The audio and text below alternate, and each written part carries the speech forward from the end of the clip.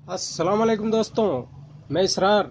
दोस्तों, आज मैं आपके लिए ये वीडियो लाया हूँ कि क्या आप कूलर की आवाज़ से बहुत ज़्यादा परेशान हैं और कूलर आपका वाइब्रेशन करता है, कूलर आपका चलते चलते घूमने लग जाता है और इतना वाइब्रेट करता है जिससे हवा भी कंप्लीट तरीके से आपके पास नहीं पहुंचती है और आवाज़ भी ज़्यादा करता है। उसके लिए वीडियो लाया हूं, तो आप देखते रहिए इस वीडियो को। और हम आज देखेंगे ये कूलर हमारे पास, हमारे सामने ये कूलर आप देख रहे हैं ये है, और इसमें अभी आवाज़ आपको दिखा रहा हूं और फिर इस आवाज़ को कैसे हम सही करेंगे। आप बने रहें मेरे साथ और देखते रहें इस वीडियो को। आप देखिए, इसको मैं चालू कर रहा हूँ इस कूलर को। ये देखिए, आप सुन सकते हैं इसकी आवाज़। देखिए पर्दा कैसे वाइब्रेट की वजह से पर्दा ये हिल रहा है और इसमें आवाज़ आ रही है। देखिए इसमें आवाज़ आ रही है और ये कूलर भी पूरा वाइब्रेशन कर रहा है। कुछ कुछ कूलर तो ऐसे होते हैं जो कि इतना ना वाइब्रेशन करते हैं कि जगह पे अगर नीचे आपने रखा है तो वो घूमने लग जाते हैं, जगह पे ही नाचने लग जाता है कूलर। दोस्तों, ये सब सारी बीमारियों का वजह क्या है, कारण क्या है, वो मैं आपको अभी बताने की कोशिश कर रहा हूँ। अब मैं देखता हूँ ये क्यों ये आवाज़ कर रहा है और क्या वजह है इसका। तो आप देखिए मेरे साथ। ये देखिए, मैं कूलर को बंद कर दिया। अब आप देख सकते हैं ये कहाँ ये प्रॉब्लम होती है, किस वजह से ये सारी बीमारियाँ आती हैं। दोस्तों, ये कोई लंबी चौड़ी बीमारी नहीं है, लेकिन है एक ट्रिकी, छोटी सी बीमारी है, लेकिन इसको पकड़ना बहुत मुश्किल है। और मैं समझता हूँ कि 99% लोगों को ये समझ नहीं आता है कि ये बीमारी कहाँ से आ रही है, क्यों ऐसा कूलर वाइब्रेशन कर रहा है और आवाज़ आ रही है इसमें से। आप देखिए दोस्तों, हम सब कुछ देखने से पहले सबसे पहले हम इसकी ब्लेड की तरफ जाएंगे। आप देख सकते हैं ये ब्लेड। अब देखिए, मैं आपको दिखा रहा हूँ ये बीमारी कहाँ है। आप देखिए, ये जब रुकेगा ब्लेड तो देखिएगा ये अपनी जगह नहीं रुकेगा। ये देखिए, ये देखिए वापस जा रहा है ब्लेड। आप देख रहे हैं ब्लेड वापस जा रहा है, ये देखिए वापस गया, जबकि इसे वापस नहीं होना चाहिए। इसका मतलब है कि ब्लेड की बैलेंसिंग ठीक नहीं है, ये अनबैलेंस है। एक तरफ इसका वज़न ज़्यादा है और एक तरफ इसका वज़न कम है, जिसकी वजह से ये चलने में झटका मारता है और एक तरफ जोर लगता है और झटका मार करके चलता है, जिसकी वजह से पूरा कूलर में आवाज़ आता है और वाइब्रेट करता है। तो दोस्तों, अभी देखते हैं कि ये किस तरफ है इसका वाइब्रेशन और अनबैलेंस कहाँ से हो रहा है ये। अब हमने देखा कि ये ब्लेड घुमाने के बाद अपने आप ही यहाँ आकर के रुक गया। अब देखिए, मैं थोड़ा सा इसको घुमाऊंगा, फिर ये वापस अपनी जगह पे आ जाएगा। ये देखिए यहाँ पे आ गया। इसका मतलब है दोस्तों, आप देखिए, इसका मतलब है कि ये नीचे की तरफ इस पर में वज़न ज़्यादा है और ऊपर वाले पर में वज़न कम है। तो अब इसको हम बैलेंस करने के लिए क्या करेंगे। ये देखिए, इसको ऊपर वाला हिस्सा, इस हिस्से को हम अपनी तरफ लाएंगे। ये देखिए, ये हल्का है, यहाँ पे हल्का है। अब इसको हम बैलेंस बराबर करने के लिए क्या करेंगे दोस्तों, ये देखिए, इस नट को मैं खोलूँगा, इस नट को खोलूँगा,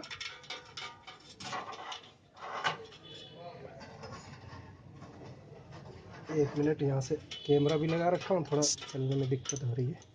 ये देखिए, इस नट को खोला और दोस्तों आप देख सकते हैं, मुझे ऐसा अंदाज़ा लग रहा है कि इतने वज़न का वाशर की ज़रूरत है, इतना वज़न में फ़र्क है।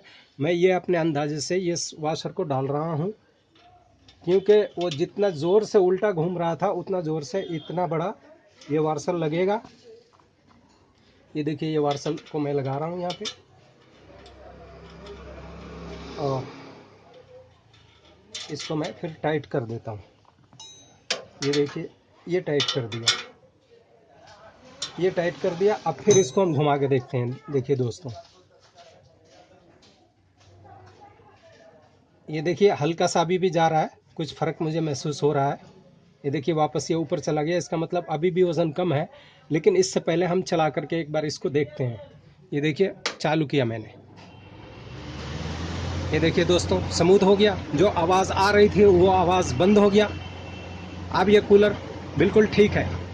फिर भी हम इसका वज़न को एक बार और चेक कर लेते हैं।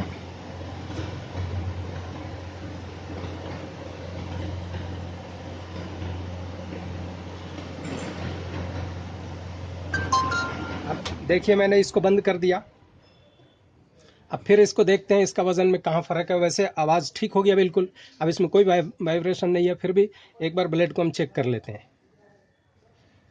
अब देखिए, आप देख सकते हैं ये एक पतला सा वो वाशर करीब 10-12 ग्राम का था, और ये 1-2 ग्राम का वाशर है।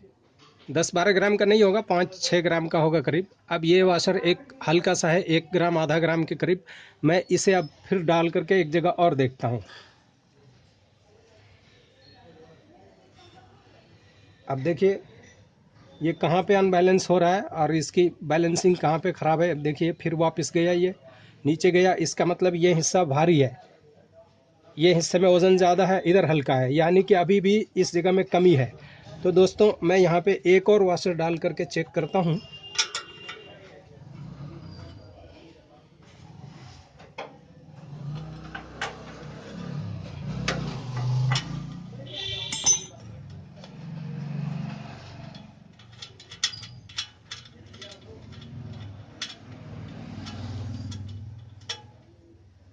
ये देखिए एक और वार्सल मैंने ये वाला वार्सल डाल रहा हूँ।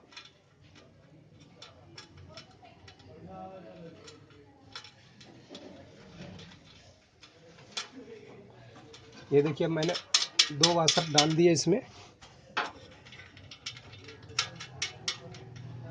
अब इसको थोड़ा सा टाइट कर लेता हूँ।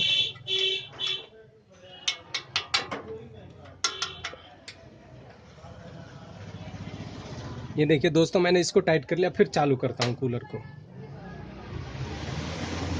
देखिए दोस्तों बिल्कुल स्मूथ हो गया कूलर, अब कोई आवाज़ नहीं है इसमें बिल्कुल, बल्कि मुझे लग रहा है हल्का सा आवाज़ आ गया, लगता है ज़्यादा हो गया वो वार्सल, उसकी भी ज़रूरत नहीं पड़ेगी। देखिए हल्की सी आवाज़ आ रही है, जबकि पहले नहीं आ रही थी आवाज़।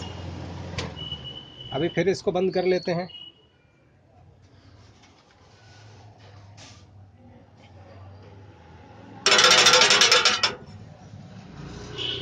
इसका मतलब ये ज़्यादा हो गया, इस वार्सल को हम निकाल देते हैं।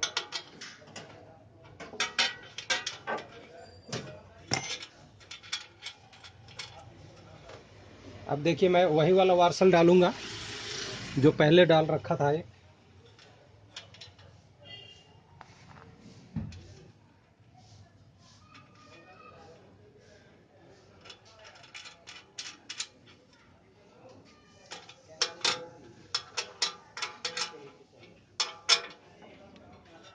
ये देखिए दोस्तों फिर मैं चालू करता हूँ इसे। ये देखिए आवाज़ बिल्कुल स्मूथ है, यानी कि वो आप देख सकते हैं ये आधा ग्राम का वार्सल भी बर्दाश्त नहीं कर रही थी मोटर। अब देखिए बिल्कुल स्मूथ चल रही है, अब इसमें कोई वाइब्रेशन नहीं है। और आप इससे अपने कूलर में की आवाज़ से अगर परेशान हैं तो आप इसे ऐसे ही बैलेंस कर करके और आप इसको दुरुस्त कर सकते हैं। जबकि अक्सर लोगों को मैंने देखा है वो कहते हैं नहीं जी मोटर में प्रॉब्लम है, मोटर ख़राब है, ये है वो है, इसकी वजह से ये आवाज़ आ रही है। तो दोस्तों मोटर में कभी ख़राबी नहीं होती, और मोटर ख़राब होगी तो ऐसे आवाज़ नहीं करेगी, उसका दूसरा प्रॉब्लम होता है। हाँ एक सूरत की वजह से भी हो सकता है ऐसा।